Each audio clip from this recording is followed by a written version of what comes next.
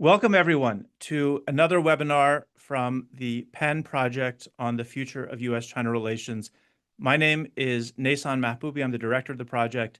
And today we commence one of the most fun and exciting cycles in our yearly program, where we start to discuss in a series of 6 webinars starting today, the working draft papers by our current cohort of fellows. We're currently on our 3rd cohort of fellows. In a moment, you'll be hearing from the climate and environment team of the 3rd fellowship cohort. You'll have seen that we have just published their working draft papers as well as their summary findings and recommendations on our website.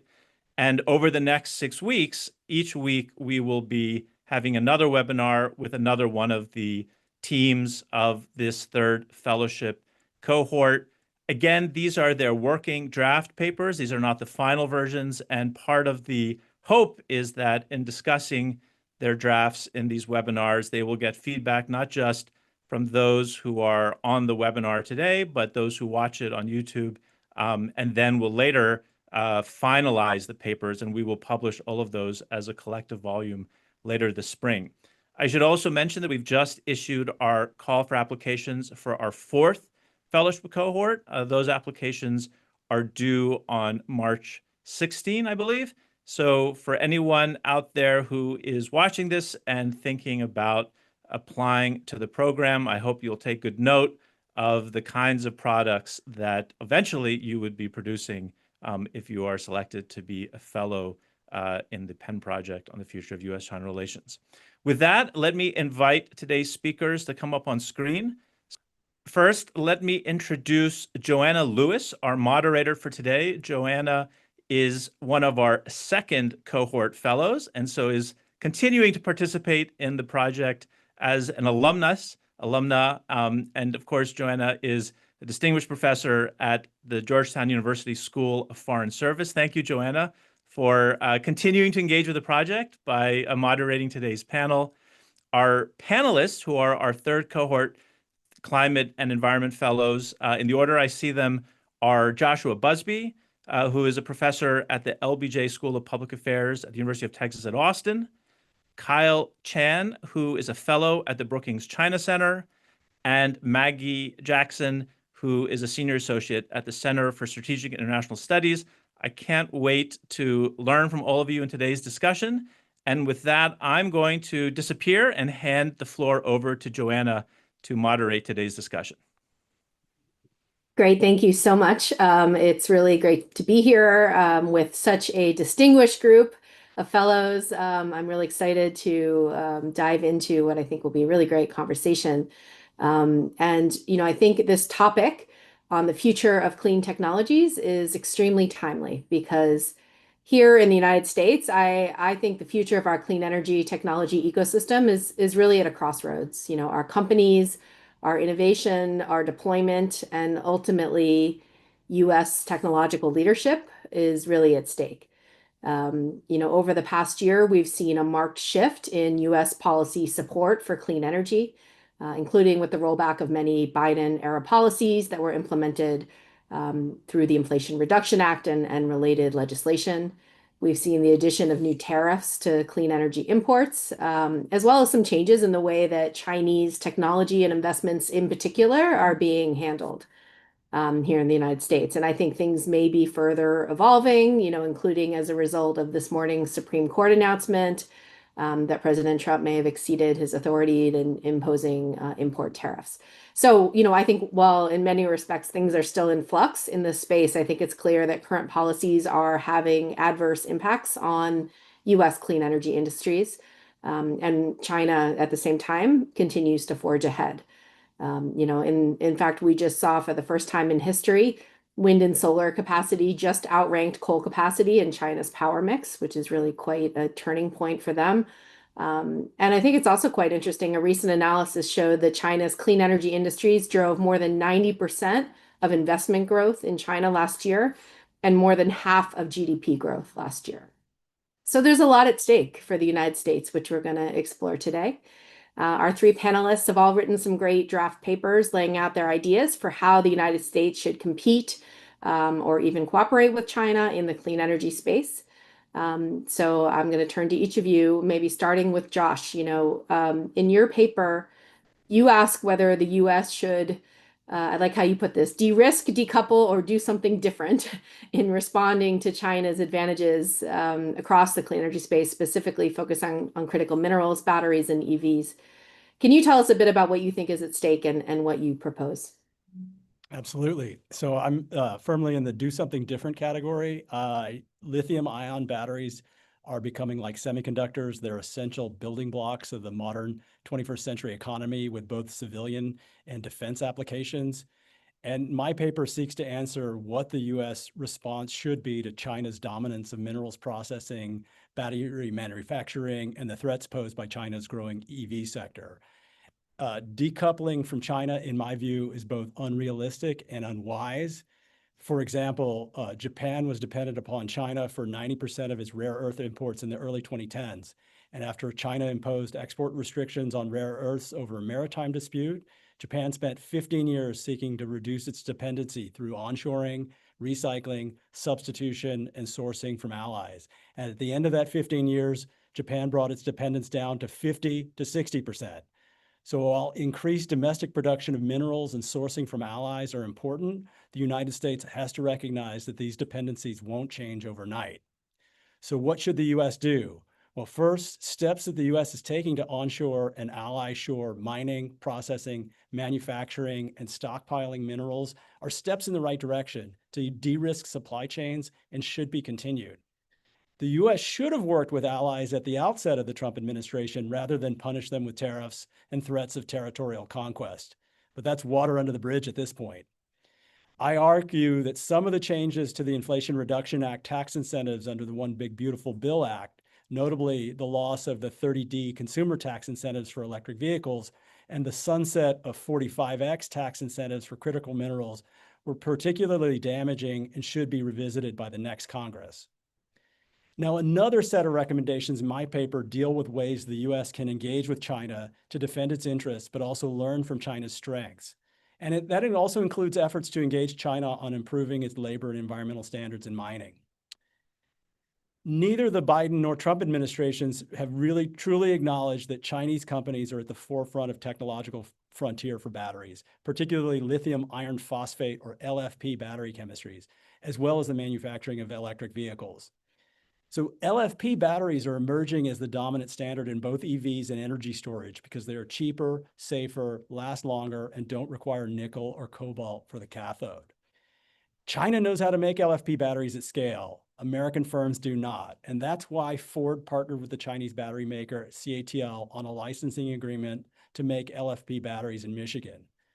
So the tax incentive eligibility rules of the Inflation Reduction Act that were modified under the One Big Beautiful Bill Act, they should continue to allow for joint ventures and licensing agreements like the one Ford entered into with CATL.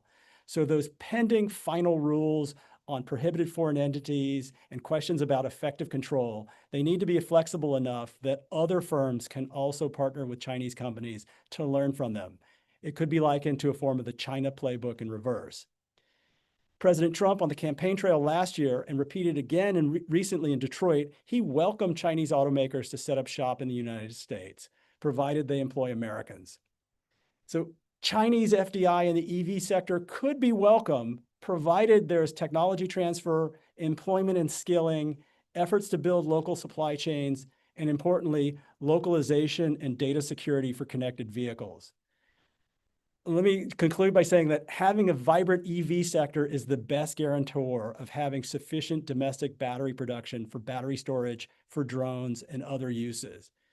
Automakers like Ford are considering more joint ventures with Chinese EV makers. Done right, Chinese FDI in the auto sector in the US could help spur US automakers out of the doldrums and bring 21st century manufacturing techniques to the US. And such an agreement might also serve to build a bulwark against renewed trade disputes like the one over rare earths last summer. So that's the pitch that I make in the paper. I'll stop there and look forward to the other contributors and the subsequent discussion. Thanks. Great, thank you, Josh. Gives us a lot to think about. And I'd like to kind of pick up on some of what you said and maybe turn to Kyle next, because in your paper, you have sort of a complementary focus on the question of how we can strengthen America's clean tech industries in face of China's advantage, including, I think, an interesting point you make is that the US should learn from specific aspects of China's experience and how they built up their own clean tech industries. Can you tell us a bit about what this would look like in the US context and what you're recommending? Yeah, so this paper is really focused on trying to understand what lessons can we learn from China's experience with building up its clean tech sector and what might be applied in the US context. So I start by sort of highlighting some of the factors that went into China's clean energy growth.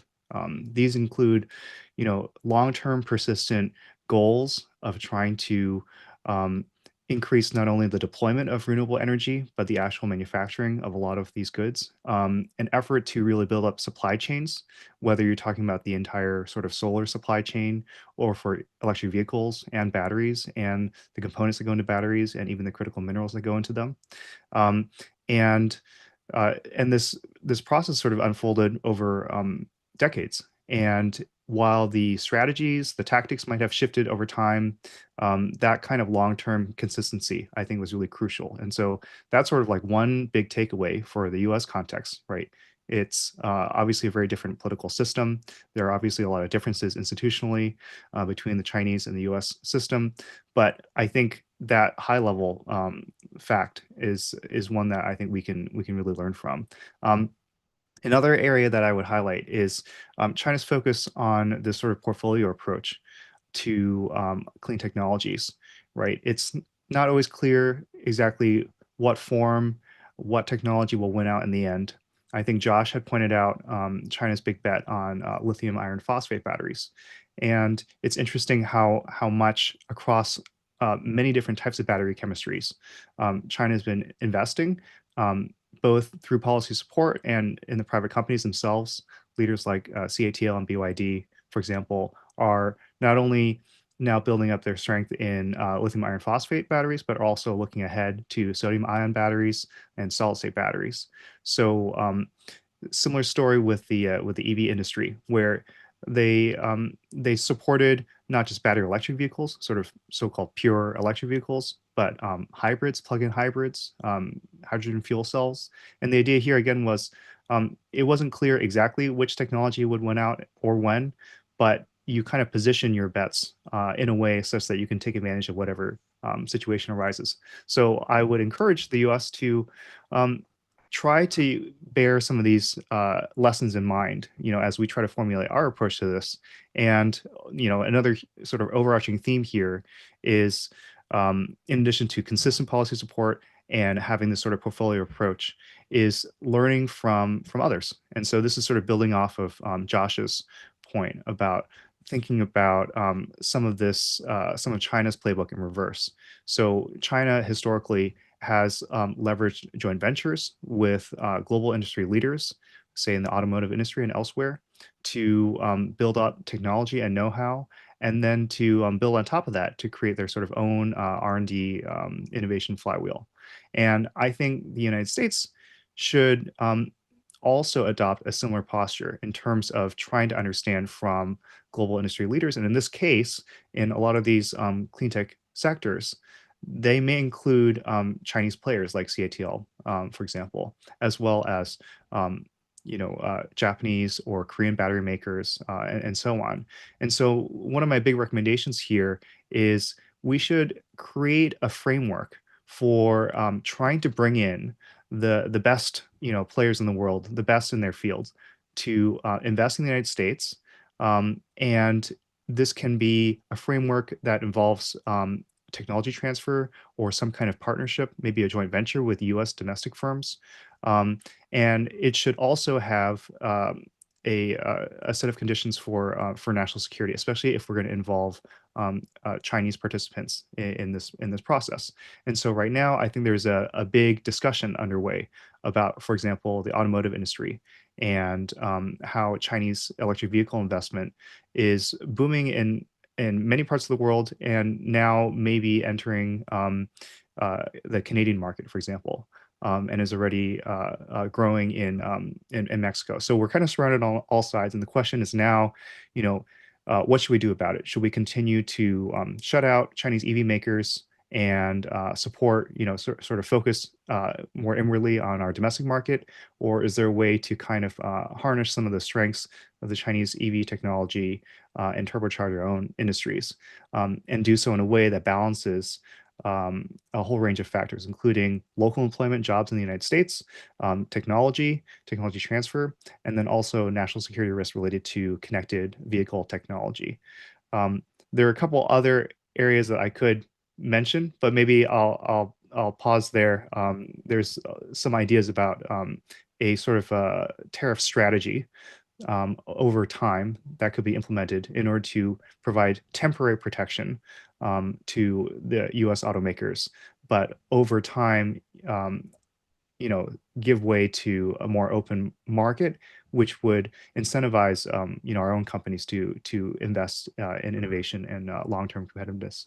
And then lastly, I have a recommendation about creating a broader national venture capital fund that would help, especially early stage American companies, bridge that so-called valley of death from prototype to commercialization, that I think we find time and again is not necessarily addressed adequately by sort of pure market mechanisms alone. So these are areas I can go on in more detail, but I'll stop there. Yeah, thanks, Kyle. We'll definitely come back to some of those proposals. I think there's some interesting things to discuss. But you mentioned, sort of a framework for managing national security. And Maggie, in your paper, you really, I think, dive into the benefits and risk of Chinese clean tech investment in the United States, including assessing threats to national security and how this might be managed. And you talk about the importance of building self-reliance in critical areas, but not at this stage of sort of cutting off bilateral communications between the two countries. Can you elaborate on your recommendations?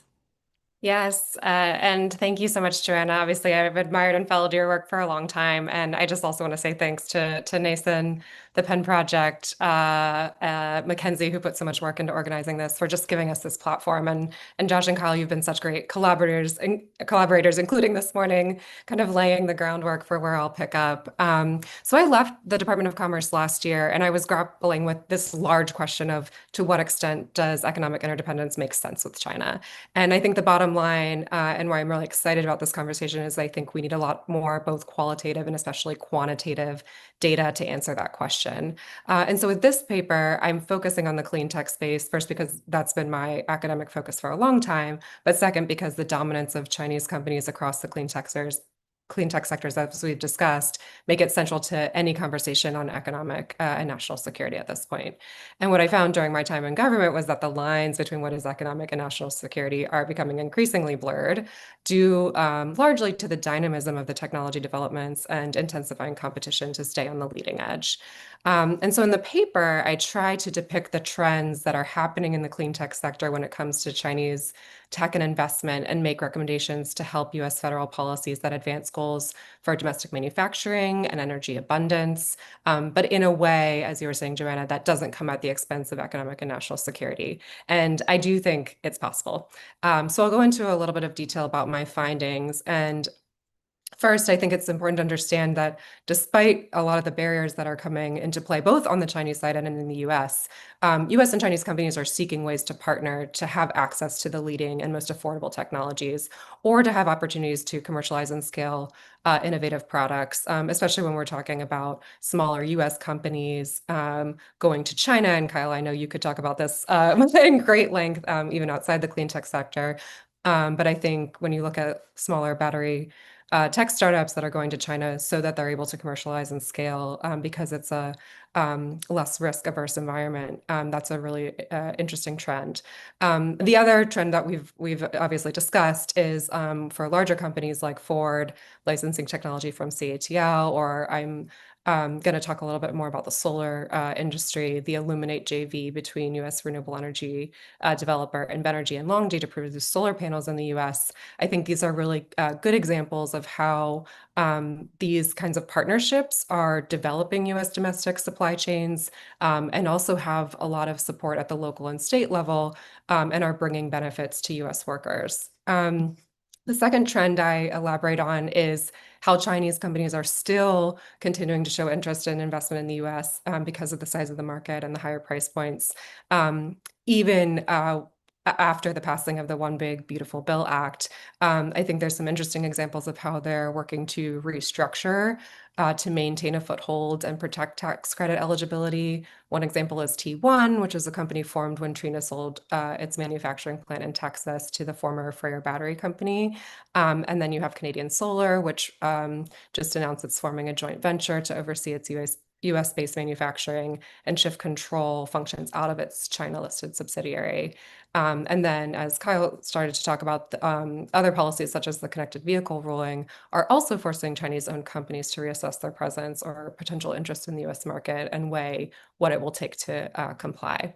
And then third, getting more to the national security piece, is that I mean, we cannot overstate the amount of risk that does exist in the when we're talking about Chinese clean tech and investment. And in the paper, I name a few categories: data security, backdoor access, which could be a threat to both physical and cybersecurity, supply chain vulnerabilities, influence operations, and economic security, which is kind of a broader bucket. I put intellectual property theft and local employment benefits and stuff like that. And however, my argument is that we should be clear about where the mitigation measures are available within these categories and where dependencies and continued integration could create insurmountable challenges. And then finally, I want to pull the broader kind of global picture into the conversation, because I think it's important to look at how other countries are balancing the challenges of dependencies on China. And I think if we're looking at relationships with US allies and frankly, some of those relationships that are starting to fray, we're seeing a shift in them now opening avenues for Chinese EVs, such as in the case of the European Union announcing the price undertaking offer for Chinese vehicles affected by countervailing duties, and then Canada, as Kyle said, announcing the limited import quota following Prime Minister Mark Carney's visit to Beijing. So in terms of my recommendations, I put them into three buckets: managed interdependence, allied cooperation, and strategic communication. And they center on the fact that the federal government can continue to accept Chinese tech and investment into the US with safeguards, as we've somewhat discussed already, such as stronger cyber and data security, monitoring and protections, counter-influence efforts, labor and environmental protections, and domestic content requirements. And the goal should be to create the policy space for US companies to partner with Chinese companies in a way that brings benefits to the United States and US workers, but doesn't put us on a path towards isolation nor disadvantage our companies in terms of global competition. My other two recommendations, first are I emphasize the need to continue to work with allies. I think it's really important for us to understand how they're grappling with policies towards China and help inform our policies, but also find opportunities for cooperation, as Josh said, especially when we're talking about supply chain diversification. And the recent announcements, such as the Forum on Resource Geostrategic Engagement, or FORGE partnership around a preferential trade zone for critical minerals, is a step in the right direction. And then finally, I underscore the importance of dialogue between US and Chinese officials, especially between agencies that have national security authorities that impact trade and commerce. I view clear communication and trusted messengers as critical to help prevent misunderstandings and unnecessary escalation, because in this period of time, the relationship is really one where countries are seeking greater self-reliance, but still have large economic vulnerabilities. And we've seen kind of how that's played out in the last year and these periods of escalation and de-escalation. And I think this will be continuing in the future, and clear communication is going to be crucial. And I'll stop there. Thank you. Great. Thank you so much, Maggie. I think you've all really laid out very clearly sort of all the different aspects of what the US needs to be considering in navigating how to engage with China in this space, how to maintain, national competitiveness while still maintaining national security protections. You all have, I thought it was interesting in your papers, you all are somewhat aligned on the fact that we need some degree of Chinese investment in the United States, but I think there's some nuances and variation in the specifics of your proposals for this. So you talk about joint ventures, FDI. All of these models come with different benefits and risks to US companies, or even to US national security more broadly, right? But I think you're all right in that, it's just not clear, even as we build up the US innovation ecosystem, which is of course very much needed, how the US can compete without some degree of integration with Chinese clean tech leaders. So I'd like to hear a little more from each of you on this point. How can we pursue the collaborations that you propose while mitigating risks? And just to go one step further, because where I sit in Washington, there's a lot of question about the political viability of any sort of joint ventures or even increasing Chinese investment in this space. So what do you think is politically viable in this environment? Um, would anyone like to start? Maybe Kyle or Josh, go ahead. Yeah, I saw you unmute first. Well, this may be a unique situation in which the president has the capacity to bring his party along. It's probably an overused trope to talk about Nixon goes to China, but if President Biden had entertained this in the last administration, he would probably have faced vitriol from the Republicans for being weak or soft on China. But if President Trump, who's said a couple of times that he would welcome Chinese investment in the EV sector, it would probably, he might be the only actor capable of ushering in and blessing this in a way that would discombobulate the antipathy to Chinese presence in the American market. So we were on a course of travel that was going to lead us towards decoupling, which could have had catastrophic consequences. We saw, some of those implications over rare earths this summer that we were simply not ready.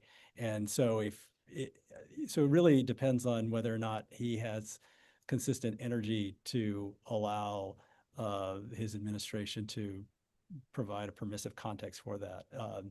But I still think that the sort of muscle memory throughout much of Washington is hostile to that. And so it would take more than a post on Truth Social to get us there. Kyle, do you agree? Yeah, so I think also to add to that, I think the politics and the policies are tightly interconnected here, and that's why, like I was trying to lay out or trying to suggest, like creating this more robust framework for evaluating sort of by segment, by industry, even down to the component level. Where does it make sense? First of all, what are the national security risks? I think that's probably the leading, like the first question that should be asked, and then sort of like a comprehensive review of supply chains, and then also economic vulnerability as well. If there's supply chain dependencies, especially for very concentrated components, and then also, by each segment, by each sector, how, like, should there be an effort to push a certain kind of partnership? It may be that in some areas that are not terribly like high job creation, like those areas could be or not like seen as so critical in that area. Those areas might be a little bit more sort of open-ended, but some areas like final assembly for EVs, like that one we might want to have greater conditions for local employment. And so once you have that kind of framework, broken down piece by piece, hopefully that will start to address some of the broader concerns, so that it doesn't feel like we're just sort of like going one way or the other extreme. We're not just totally shutting out the market to not just Chinese EVs, but a whole range of Chinese clean tech goods and clean tech suppliers. But also not just opening the door wide open, because I think that would provoke a huge, political backlash. This idea that like, oh, we're not even going to care. We're going to treat China the same as any other country. I think finding that balance and then sort of like figuring out that framework. And that's why also I think it's useful to look at what some other countries are doing. I think the Canadian example is very interesting to watch. I mean, in an ideal world, we would be coordinating or working together with the Canadians, with their European partners, with other countries who share both some similar concerns, say about these connected vehicle technologies, for example, or I don't know, the role of inverters in grid infrastructure, right? So we share a lot of the same concerns, but also are thinking about what are the upsides and how can this actually benefit us domestically. So, in an ideal world, that's sort of how we would put this together. And then that would I don't know if it would change people's opinions. There might be some people who are just sort of more dead set against this idea. But I think for a lot of people, there's it's about trying to address these potential risks, like address these potential issues, address security, the jobs problem, the supply chain risk problem, and then also on the other side of the balance sheet, the potential gains in terms of helping to boost innovation in the U.S. So I think taken all together, that approach might appeal to a broader set of Americans who, maybe still care about affordability, for example, for buying a car, or many Americans care very strongly about climate change, and so that could be another factor that would go into this whole framework. Yeah, I think that's a great point. I mean, Maggie, I'd like to hear, I mean, you were grappling with a lot of these questions when you were in government recently. I think this question of, it would be ideal if the US was coordinating with Canada and the EU on some of these policies, right? Because of course, a lot of these companies, including US companies, a lot of these supply chains are global, they're multinational. It is complex, right, for when we're sort of looking at the future innovation of these technologies to be navigating very different trade regimes across countries, very different investment regimes. Where do you see opportunities for the US to be either learning from what other countries are doing, or is this just we're going to go it alone and is there anything that we're sort of putting on the table here that you think could have some teeth? Yeah, I'll pick up, I guess, where Kyle was. And I think, I mean, under the Biden administration, there was a lot of different avenues to work with allies and partners and discuss these issues. And whether it was China specific or related to, industrial policy incentives and coordinating those.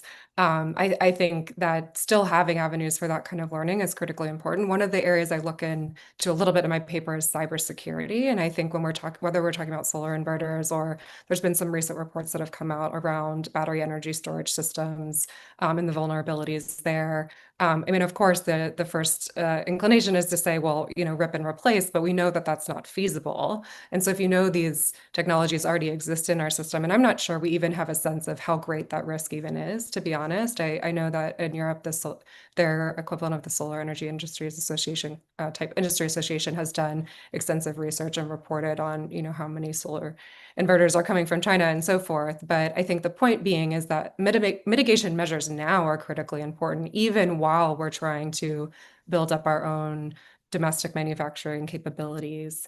And so that's, I think, one important point.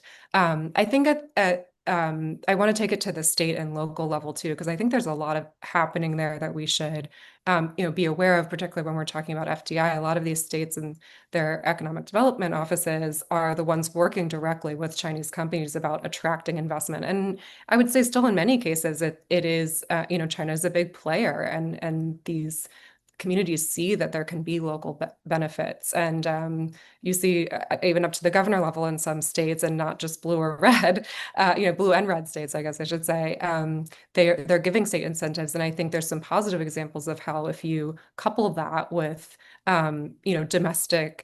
local labor, employment requirements and things like that, you see these positive kind of this virtuous cycle. But that being said, I think you're also seeing states that feel like the federal government isn't moving quickly enough, put out laws and regulations, for example, around Chinese land ownership.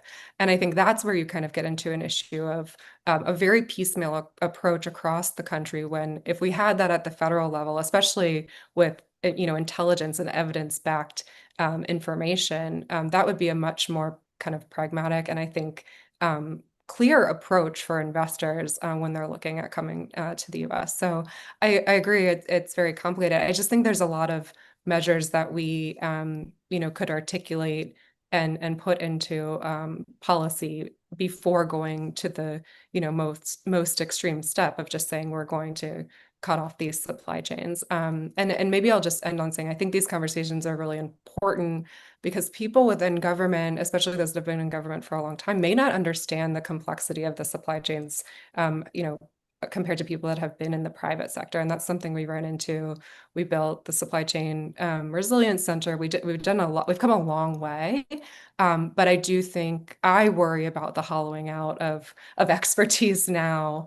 And so I would say the more kind of analysis that can be done and inform policy, the better in these, because there's a lot of knowledge that's leaving government, which I think is problematic as we're trying to, we really need experts who understand these sectors to be able to develop these policies.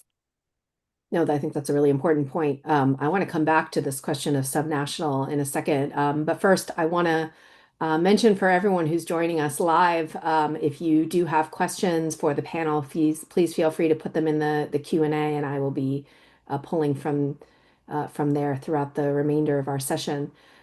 So I want to go back to this question that Maggie just raised about the role of the subnational, particularly in the United States. We really focus, I think, a lot on what's happening at the national level because there's, of course, so much attention on the White House specifically, but a lot of the innovation and investment decisions are actually happening at the local level. And as we know from watching specific experiences, for example, of Chinese clean tech firms, investing in the United States, a lot of what they're trying to navigate is really not so much about federal level decisions, but about local level, not just policies, but public opposition to projects, or, as Kyle mentioned, could actually be the more positive side of that and sort of the interest in lower cost technologies.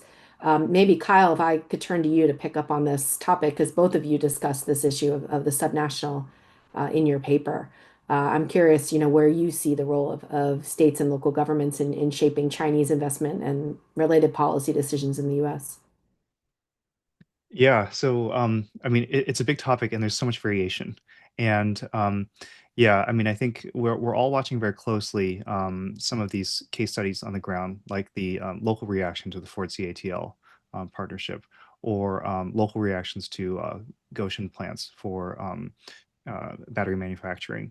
And yeah, I mean, I think probably Josh or Maggie could say a lot more about this than I could, but I do wonder whether yeah, different states are going it'll just be a very piecemeal approach at the state and local level, and so much will depend also on the political dynamics on the ground. I mean, it seems like there's also potentially a feedback loop that can emerge where if there are success cases, for example, where say some kind of Chinese investment or partnership is able to produce jobs, is able to do so in a way that's not disruptive to local communities or benefit local communities, if they're able to do so in a way that's has like the right environmental safeguards, that can feed into potentially greater possibilities for later down the road. But then at the same time,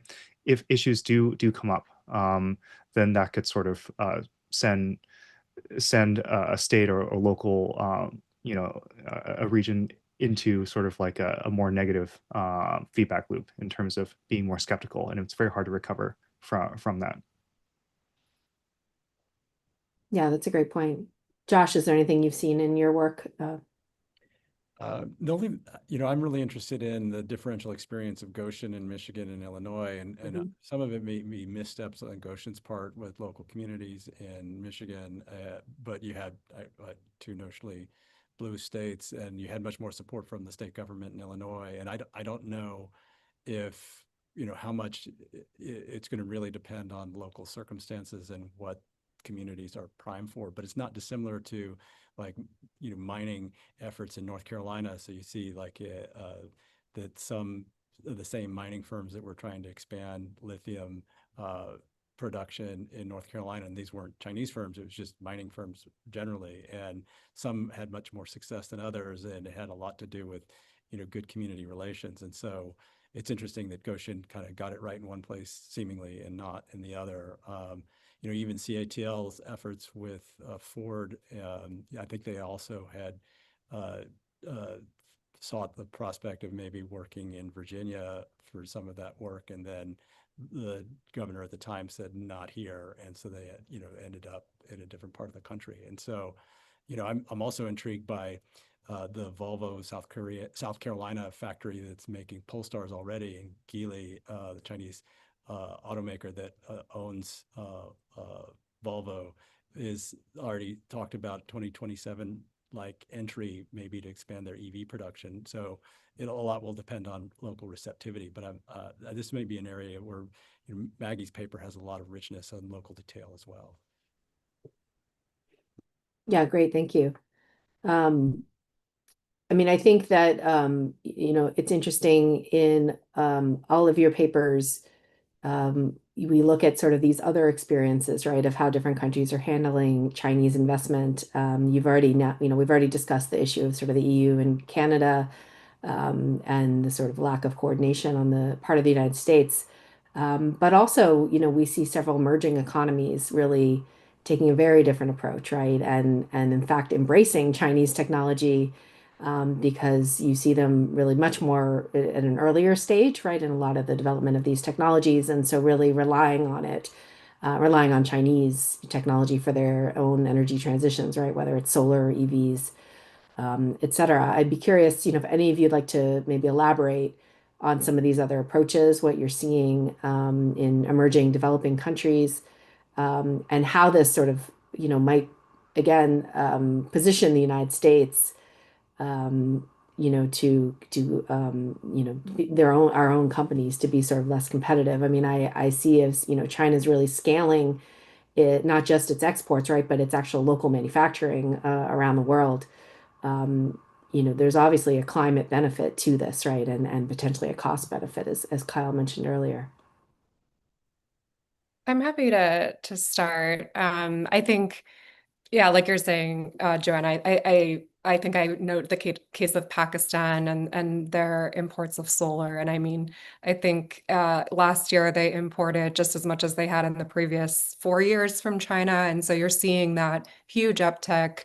I mean, obviously, largely due to China's overcapacity and inflation challenges, but also the fact that just it's more affordable. And I do want to shout out to, I guess, fellow colleagues at CSIS for their report, The Global EV Shift, the Role of China in Industrial Policy in Emerging Economies. That report by Olari and Ryan is just fantastic in terms of getting into how countries are responding to Chinese, particularly EV imports and manufacturing. And really, it's dependent on each country's different circumstances. I think we know that. It depends on the maturity of the auto industry. It depends on what role they want to be playing in certain parts of the value chain. And I think to your last point, I mean, China is developing manufacturing around the world in a way that we really haven't seen, prior to like the last few years. And so the US is not showing up in the same way. And I do think that it's problematic that we start to backtrack on our clean energy policies, that the rest of the world is surging forward. In many cases still for climate mitigation reasons, but oftentimes because it is the affordable and pragmatic option. And we will put our companies at a disadvantage if we're not helping them to continue to innovate and be competitive in that space. Thank you. Kyle, did you want to pick up? Oh, yes. I was just going to add that, yeah, especially this outbound manufacturing investment story is really taking off, and it's very interesting to see the different forms this is taking on. Whether it's Brazil really trying to, bring in like BYD EV and battery production, or Thailand, which in an earlier generation was like a big hub for Japanese auto manufacturers, and is now kind of becoming a new hub for Chinese EV makers. You think about Europe and a lot of European automakers, a lot of German automakers partnering with Chinese EV startups to build on some of those EV platforms. And yeah, I think what's interesting here is that for a lot of countries, they share some similar goals to us in terms of not just well, wanting to have more affordable, clean, climate mitigating goods, but also to reindustrialize or to industrialize for the first time. And I think for them, it's about trying to figure out this balance of how are they able to try to harness some of what China's doing, some of these some Chinese investment, while making sure that that is really going to support their local economies. Supporting their not just jobs, but also building up their domestic industries. So that's something where I think it'll be interesting for us to study. We can watch this experiment sort of unfold live and see the different variations this can take, and where it works well, where it doesn't work so well, and maybe use those experiences to inform our own approach. Yeah, I think that's a great point. I think that there's a lot of nuance, right, to the sort of the way the models that these companies are using in terms of what are the actual technology that's being transferred or not, right, and what are these models that might be beneficial to the country where they're building out their market. I want to maybe pick up on some of the specific proposals you've all put forward, because I know that you all are still refining them, but a couple of things that you guys have put on the table, I think would be worthy of a little bit deeper discussion. One is, I think a couple of you mentioned that, as the US is thinking about investing in, US manufacturing in the clean energy space, whether it's in partnership with Chinese companies or separately, that there could be a role for the US government actually having a passive equity stake in each firm, or some of you present this in different ways, but basically having some kind of buy-in, right, on the government side. I'm curious what you all sort of think about this strategy and the viability of this, how we've seen this play out in other countries and how this might work in the US context. So yeah, the Trump administration has used equity stakes in a lot of different mining companies as almost a preferred strategy. And it's not just in mining companies, we're seeing that in semiconductors as well. And I'm a little worried that it's being used indiscriminately rather than targeted and tailored to particular kinds of market segments where it's possibly required or helpful. So you think about, market segments like rare earths, where the markets are small and opaque, and maybe the market signal is never going to be strong enough to develop a domestic production capacity without having a strong signal of support from the U.S. government. So their equity stakes may be more desirable, but other deeper markets, I don't know, like copper or even lithium, that it's less clear that that is like the appropriate strategy. And there may be different ways to try to either send a signal to private sector actors to invest in that space, or there are other government instruments like those that were previously being used with the DOE loans office with either grants or loans. And so I think it remains to be seen whether or not this is like the appropriate approach to be used writ large, and are there other ways to achieve the same ends? Yeah, thanks, Josh. Kyle, did you want to jump in on that? Yeah, so yeah, I definitely agree with Josh that um, it matters a lot. Like, what is your goal here? What is the market problem that you're trying to fix? And it is definitely not like a one size fits all. And it can almost be too tempting. And there's a lot of obviously downsides to or potential risks to having even a passive, quote unquote, passive equity stake by the government in a private company in terms of distorting incentives and creating potential dependency there. But some areas that I do think about are sort of like more early stage, like tech-driven startups. I mean, I think about like work being done, yeah, on sort of next-gen battery technology. Solid state or silicon anodes, trying to get away from dependence on graphite. Or you think about new technologies for magnets that might not require heavy rare earths, for example. Ways to kind of get around this that might not be immediately rewarded by the market, or might not be sustained for long enough by sheer sort of market mechanisms alone, where there might be some space for that extra bit of capital to kind of ramp up and achieve some degree of economies of scale, to see whether this thing is actually commercially viable.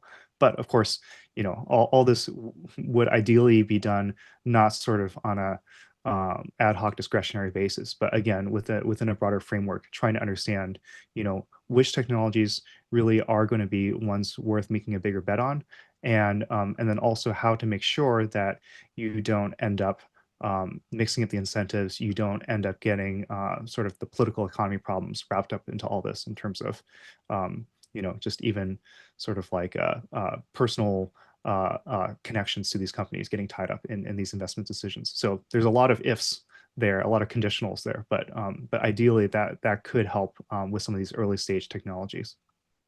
Yeah, I think that's a great point. I mean, I think this question of sort of, which technologies are you making a bet on, right? The other side of this is the sort of industrial policy landscape more broadly, and several of you propose, including like creating a tariff schedule that would sort of, provide temporary trade protection, right, over specific supply chain components, to essentially give the U.S. a chance to compete, right? Or even if this is sort of on a short-term basis. I mean, Maggie, do you have thoughts on sort of, what are these sort of areas where the US should really go all in and be trying to compete and even put in place these sorts of protections? Yeah, I think it's really important. And I think, Kyle, you went into greater depth than I did, but I think just speaking from experience, it's really critical to understand. I mean, I think we know how much the tariffs that are in effect right now are ultimately hurting small businesses and small businesses that could be giving inputs. And I think there's a lot of attention on renewable energy technologies like wind and solar, but I think there's still big questions about, how are these current trade policies impacting areas like geothermal or nuclear or other areas where we could have a competitive advantage. And so I think that recommendation is critically important, and more analysis should be done so that it's done in a very targeted way and doesn't really, cut the legs off of these industries that are only kind of in nascent stages, and not yet to the commercialization, and certainly not to the scale that we're hoping they will be in the future. Great. Yeah, Josh. I noticed that the U.S. has a particular vulnerability for graphite and anodes. And last week, the Trump administration announced countervailing anti-dumping duties that, together with other existing tariffs, make the tariff on is 200% on Chinese anodes for some of them. And I have mixed feelings about that. I'm trying because it raises the cost for domestic producers, and but the domestic anode manufacturers, which are nascent, probably can't meet that demand. And I'm trying to imagine what's the net effect of it, because it also has exempted complete batteries from import into the U.S. So if a Japanese or Korean battery maker uses Chinese anode material, they can import that into the U.S. without being exposed to those duties, as I understand it. And so it seems like it may offshore battery production. And so that was just news to me that I learned yesterday, and still processing it. But it makes me go back to Kyle's point about how strategic and thoughtful are we about different tariff interventions in this space, or are we responding to, some domestic production, companies who are trying to build up anode capacity have now got the U.S. government at their back, but it may come at the expense of the wider battery manufacturing enterprise. And so I'm not sure if we're being strategic here. Yeah, I think that's a great point. And we've seen a lot of examples before, these sort of unintended consequences, right, of sort of poorly thought out tariffs. We are only have a few minutes left, but I wanted to end with just one final question. As we know, there is talk of a potential U.S. presidential visit to Beijing, maybe in about a month's time, and talk of maybe some kind of investment deal, or a lot of the things we've been discussing here today could potentially be on the agenda. If each of you had a chance to slot one sort of recommendation into the president's briefing book in advance of a trip and a potential presidential summit with his Chinese counterpart, what would you want on that agenda? Maggie, we'll start with you. Sure. I know we were all anticipating this question. I mean, I think just looking at what's happened in some, the recent state visits, I mean, clean technology has been part of the conversation, and it's been either opening up a market or opening up space for manufacturing, but also opening up opportunities, like in the example of the UK, for Octopus Energy to enter the Chinese market. And so I think there is an opportunity here. My question, and I know that the administration is grappling with this, is it almost seems like the policy has moved so quickly in terms of the prohibited foreign entity qualifications now, and the connected vehicle rule, that there's not a lot of space. So my curiosity is how you integrate this into a deal, which I think the president is keen to do, in a policy environment that's increasingly advancing decoupling and protectionism. But I do think it is likely and could be an important aspect of a deal. Great, thank you. Kyle? Yeah, I would build on that and say that for any kind of investment deal to be sustainable in the longer run, it would need to address all these issues that we've been discussing this whole time, the security issues, supply chain vulnerabilities, also making sure that these investments are helping to build up American competitiveness, American industries. Like we want this to work for the U.S. So how to make that work in the long run, like that's like the real question that hopefully we would focus on. Great, thank you. Josh? I guess, the challenge is that it's hard to imagine that there's a consistent U.S. policy that could be sustained over the coming months that would be credible either to Chinese interlocutors or to ourselves, because after the midterm elections, things could be different. So, I think the real challenge is are we capable of even acting on some of the insights today? If we think that Chinese companies have some insights and technologies that we can learn from, are we able to seize the opportunity by using the upcoming meetings as an opportunity to try and answer all the questions that we talked about, that Kyle noted, of local employment, labor and environmental standards, connected vehicles? If we can't do that effectively, then the direction of travel is probably towards decoupling, and I think that would leave the U.S. worse off. Thanks, Josh. I mean, I think as we've demonstrated with this conversation, this is, very much a live policy issue that is evolving quickly. There's still a lot of room for some really smart analysis of what U.S. strategy should look like in this space. So I think all of your papers are going to be really helpful contributions as U.S. policymakers and others continue to navigate this issue in the coming months and years. I want to go ahead and invite Nason to join us again to close us out. But thank you all for a really thoughtful and informed conversation today. Thank you, Joanna. This was so good. It was such a granular expert discussion, masterfully moderated by Joanna.